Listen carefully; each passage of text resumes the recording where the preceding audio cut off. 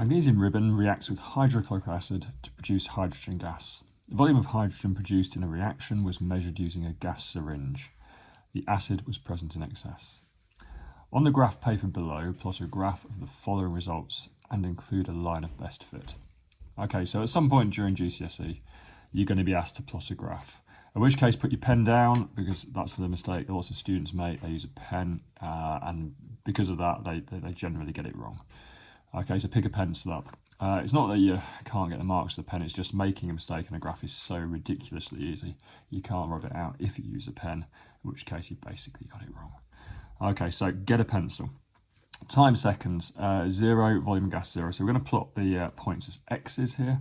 As we've got two data points, we're not doing a bar chart, we're doing a graph with x's here. So let's put an x there at 0 and 0. Right, before we get into the next one, let's just figure out the scaling. Time is 20, that's fairly easy. We're going to have 20, 40, 60, 80, so we're just going to go on the thick lines there. But the volume of gas scale, let's figure that out. Okay, so there's it goes 0, 20. Now there's 10 little squares between 0 and 20.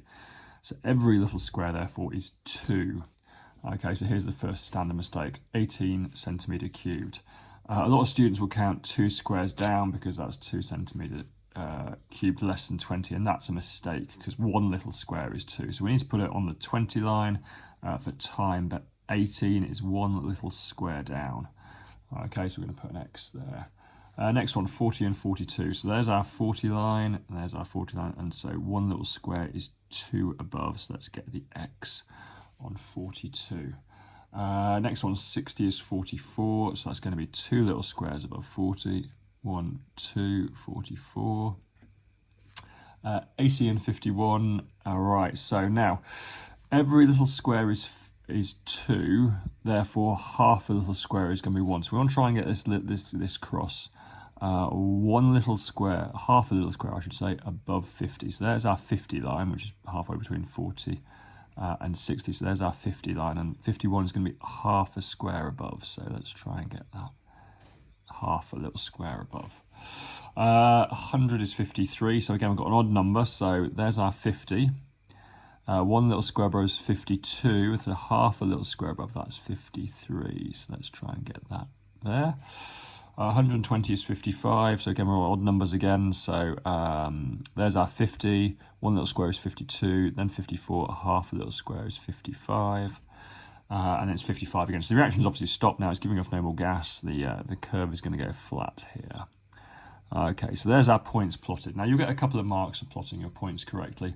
I mean, you'll be amazed how few candidates get those marks, because graph plotting, although it's really straightforward, it's so easy to make a mistake. That's why you must get a pencil and have a rubber with you in the exam as well to rub out anything you do wrong. Right, so for our last mark, we've got to do a line of best fit. So lines of best fit in science are either straight lines, in which case they must be drawn with a ruler, or smooth curves, in which case we draw them freehand. Here we've got what's looking like a curved shape. Okay.